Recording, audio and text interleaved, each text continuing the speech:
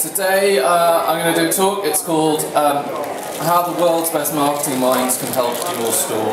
I'm not calling myself one of the world's best marketing minds. I'm going through other people's thoughts. It's a summary of the thoughts and books and talks of great thinkers. Can I just get a show of hands before I start? How many people are from independent pet stores? And where is everyone else from? Online retail? Online retail. This side? Where are you guys from? Online retail as well. So you're supposed to lift your hand up. That's the point. Join in. It's going to make everyone stand up, but I'm not that. A bit about me. I founded a company called Pooch and Mutt. We make natural ethical treats and health supplements such as these that you can see upstairs on stand F4. I'll talk a little bit about them, but this isn't a sales pitch about them. This is more of marketing and how it can help you. I also run a marketing agency which is called XOXX. I'm on the board of the Dog Rescue Federation, which is a charity, quite a new charity, which is aiming to link all the best independent dog rescues in the country. The reason I'm on their board again is to help them with marketing. And I also write regularly for PBW News, which is the Pet Business World News. And again, I write for them on marketing matters that relate to the pet industry. Obviously, with the combination of Pooch and Mutt, I get to know quite a lot about what works and what doesn't within the pet world. That's what I'm here to share with you guys today. The first person I'm going to talk about is a guy called Sinek. He's a guy that's not particularly well known. His book's not particularly well known. But he did a talk on TED, and it was the third most popular talk in the history of TED. Bearing in mind, the second most popular talk was a woman who was a brain surgeon who had a stroke and described her stroke from the point of view as a brain surgeon, what's going on. It shows kind of how impressive it is to be number 3 on TED. For those of you that don't know TED, it's kind of like an intelligent YouTube. It puts up lots of videos for free, it teaches you a lot, you can learn a lot on there. As well as learning a lot on TED, you can actually learn quite a lot from TED. It launched in 1990 as a conference, and it's about £3,000 for a ticket to the conference. And in 1990, when they launched them, for about 10 years afterwards, no one had heard of them, no one knew what they did. And what changed is in 2006, they started releasing all of their talks for free online.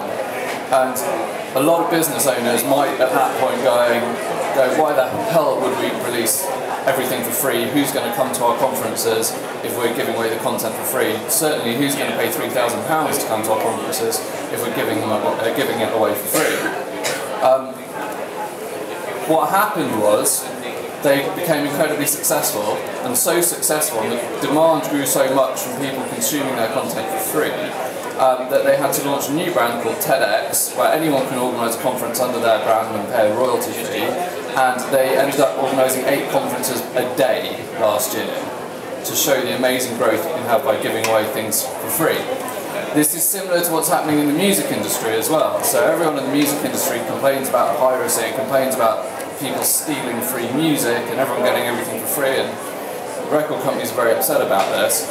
But actually, when you look at the music industry as a whole, what's happened is because music is free, more people are discovering more music, more people are listening to more music. That means more people are buying merchandise, more people are going to gigs. So overall takings from festivals and gigs and merchandise is up massively.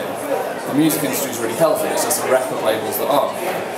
The reason that I'm talking about this is because this could apply to you guys. There are certain things that you can give away for free that can make you lots of money. You give it, it's the old thing of kind of sampling and getting people involved, but the challenge to you is how you can take this further, how you can make free part of your business model. It's something known as freemium, where you have something free and then you get a premium version of it, and it's a good challenge to think how that can affect your business and how that can apply to your business. But back to Sinek, he has this book, it's called Start With Why, and his main adage is people don't buy what you do, they buy why you do it. It's okay. And he repeats that, why people don't buy what you do, they buy why you do it over and over again. He explains this through what he calls his golden circle. In most companies, this is how most companies work. Most companies start on the outside and they work into the middle. So most people start with, he uses Apple as an example. So a phone company would start with, we make phones. How we do it, we make them really shiny and really nice and really easy to use. Why we do it, we just do it to make money, and people kind of don't really care. And that's how most companies work. His example of Apple is, they start with, we exist to think differently, we exist to challenge the status quo, we exist to be different. How do we do that? We do that by making great phones and making them easy to use. And what they make is phones, but it's computing, it's everything else. But you're kind of bought into that concept before you even get to what they make. And because people are buying the why you do it, then whatever you make, people are going to buy whatever you want. So it's a really interesting concept to look at. And it applies to your pet shop, because a lot of people will have pet shops and online stores or whatever you're doing or products, and everyone will think, oh, we make great products, they're really good, they've got X% this, they've got Y% that, our shop's great because it's got really good layouts. But unless there's a why that people can buy into, the story that you can buy into, people don't really go for it. The way that we look at this at Pooch and Mutt is our why, is our reason for existing is to help dogs lead happy, healthy lives. That's the core of everything we do, and that can work into charity work, it can work into anything else, but mainly it's through our products. The way that we've worked out our how is using the best ingredients, using nutraceuticals, using the latest research to make our products. The products themselves are supplements and treats at the moment, but we know lots of products that we can develop into just by starting with the why and going to the how. There's lots that we can come through to. And that's another challenge to set for you guys. Not to think, what should I stock and how should I stock it, but why do you exist? Why do you want to stock what you stock? Why are you there? Now, in Simon Sinek's talk, he also mentions a concept called the tipping point. This is something that was made famous by a guy called Malcolm Gladwell in his book, The Tipping Point. It's not really his concept. It's just something that he made simple and easy to understand. He did similar things as well with his other books that are all worth reading, and he's kind of one of the main names in this kind of world. They're really good books to read. I've been to a talk of his, and he's a very good speaker as well. But the concept of the tipping point is basically this. This is the life cycle that every product goes through. Every product and every idea essentially goes through. You start with innovators. These are people that are interested in new things, they actively hunt out new ideas, new concepts. They're about 3% of the market. The next bit, we'll come on to the chasm, the next bit's early adopters. Now those are the people who are going to queue up for iPhones and stuff when they come out instead of waiting a week just to get one normally. They're the people that are likely to tell other people about things, they're the people that are likely to blog about things. Next is the early majority. This is where things are starting to get mass market. So the early majority is the people of the mass market who are more likely to try new things, but they're going to wait to find out from other people if they work first. The late majority is kind of, everyone else is doing it, we're going to start doing it, and the laggards are people that would be using dial-up telephones if they could and hate mobiles. This is a really interesting concept for you to consider why you stock what you stock and who you should market to.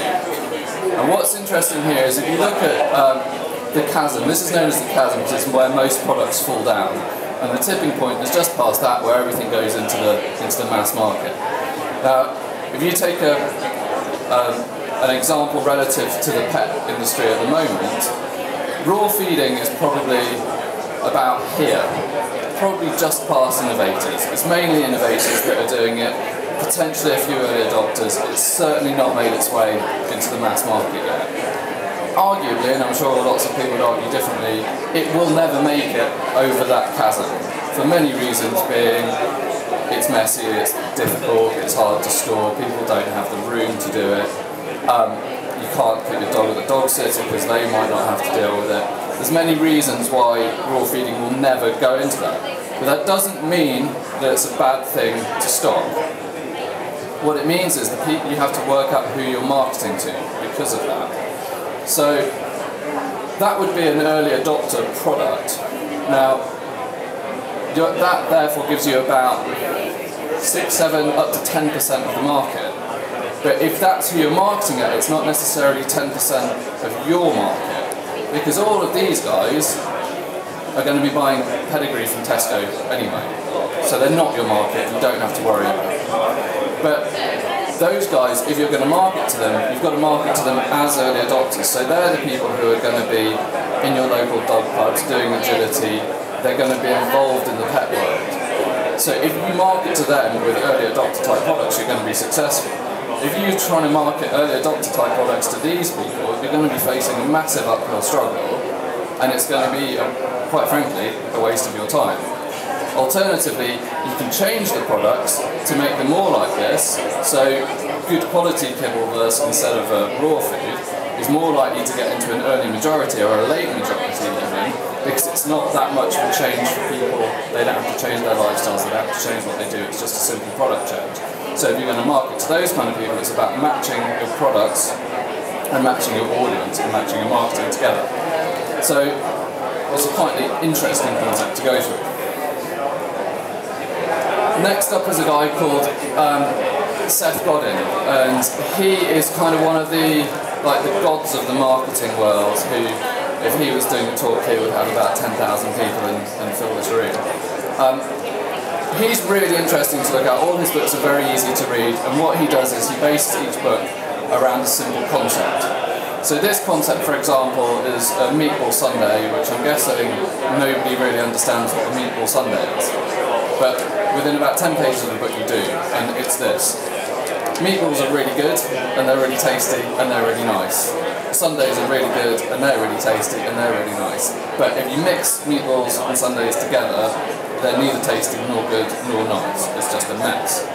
And he uses that, it's about new marketing. So he kind of says his analogy with the meatball sundae is you might have some offline marketing that's working really well for you, and then you want to do some things on Facebook and YouTube and everything else.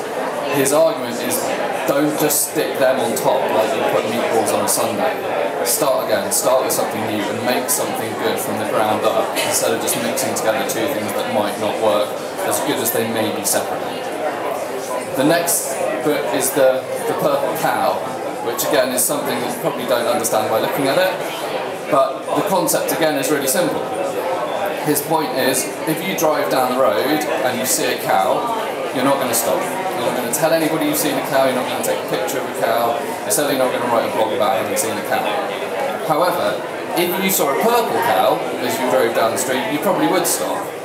You probably would take a photo of it, and you probably would tell people today I saw a purple cow. And the reason for that is it's about being remarkable, and the subline of the book is transform your business by being remarkable.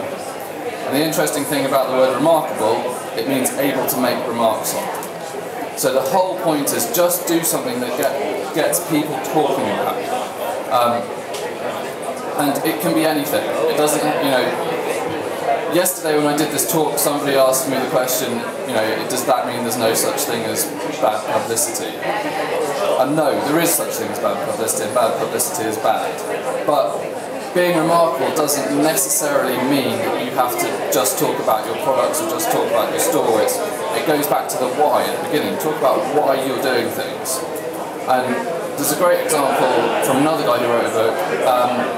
When they launched Play.com, I think it was in the States, they changed the name of the town to Play.com. Now it's got nothing to do with selling DVDs or CDs online, but it's a really good way to get people talking about you, because when you drive through a town, somebody will say, that's remarkable, that's a purple cow, that town's called Play.com. It gets lots of news, but it's not necessarily talking about the products, but it gets you out there.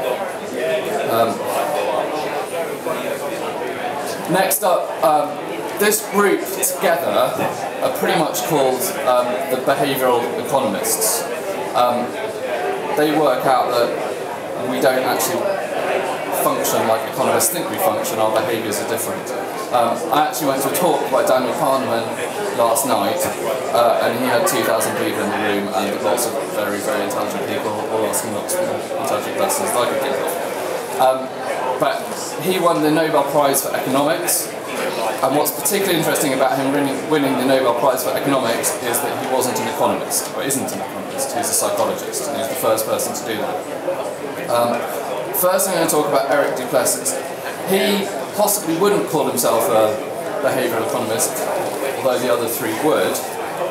But he works for this company called Millward Brown. They do advertising research. And the role of advertising research is to work out what adverts work before companies spend millions of pounds putting them on TV. And to do that, they ask lots of questions, like, what did you understand from this advert? What colour was the pack? Did this message come through? Did that message come through? But the reason for doing advertising research is essentially to sell more stuff. The reason to advertise is to sell more stuff. So what Eric Duplessis did is he put another question into the survey when people watch the ad, because none of people saying, oh yes, I get that, I understand what that product does, I understand that personal wash is whiter than Ariel, didn't actually transfer into actual sales for personal. So he put in another question, and the question he put in was, do you like this ad? And he put it in as kind of a jokey thing at the end to see what happened. And what happened is that's the only thing that can predict whether a product is going to be successful through advertising, is whether or not someone liked that ad.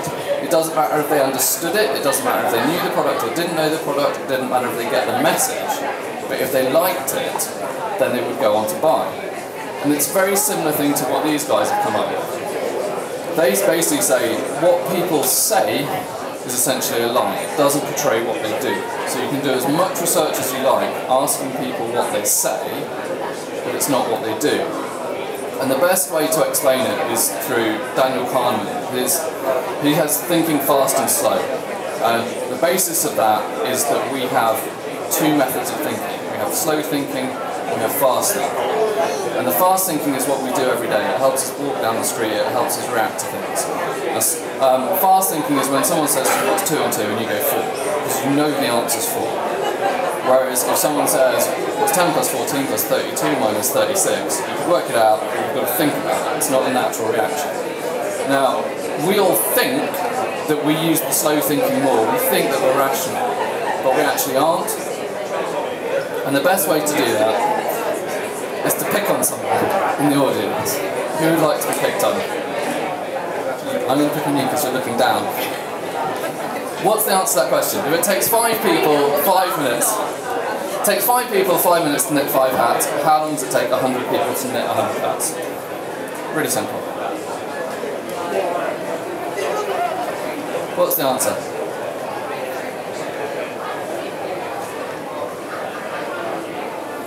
100. Who else thinks it's 100? Put your hands up, because, yeah. 80% of people think it's 100. In 100 minutes, you'd actually make 10,000 hats. But you're so convinced because it sounds right. Because at this, basically one person makes 1 hat per minute. It's really simple. And it's really hard to understand, but because it sounds so logical, you convince yourself that you're right. And even if you look at it over and over and over again, you're still convincing yourself that you're right. And this is just a real simple way to prove that we can be really flawed. Even though we think we're really clever, we're really flawed. And the same happens, I think, in Dan Ariely's book. He says that 70% of people think they're above average drivers, which obviously doesn't make sense. But everybody, you could do a poll here, everyone thinks they're above average drivers. It doesn't make sense. Because we all think that, oh yeah, I get this concept, but that applies to everyone else, it doesn't apply to me. But back to why that's important for you guys. Why it's important is, it doesn't really matter if your store is brilliantly laid out versus someone getting a nice feeling about being in your store. If someone has a nice feeling, they're going to buy. If someone, it's not about it being all brilliantly organised and brilliantly laid out and brilliant to understand. That's not genuinely how people think. You can have the most knowledgeable staff in the world that can tell you every single thing about every single product, but that doesn't really matter. They're not nice, because people will buy from people who are nice. We believe, and Daniel Kahneman went into this last night, if you want an argument, be nice to people. If you want to win an argument, people believe the ideas of people they think are nice. It doesn't matter how right or wrong those ideas are, it's about being nice and it's about being friendly. And that kind of ties back to everything that we've gone through from the beginning through having a reason to do things, to being nice to people. And everything is about being a friend. And that can tie through everything that you do. It's, you know, through your marketing that you're doing. It's the reason why, if you look on Facebook, you get some groups of people who are just kind of engaging with people. They're being nice, they're being friendly, they're acting like friends. And you get some that are just trying to sell to people. And the ones that are being friendly are the ones that are winning. They're the ones that are selling. So it's all about being nice, being friendly, being involved, and being, you know, a company that you'd want to invite around for dinner.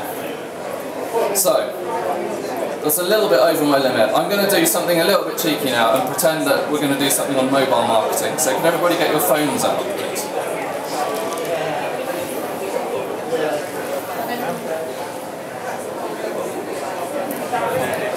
And if you go to the bit of your phone where you make a new text message.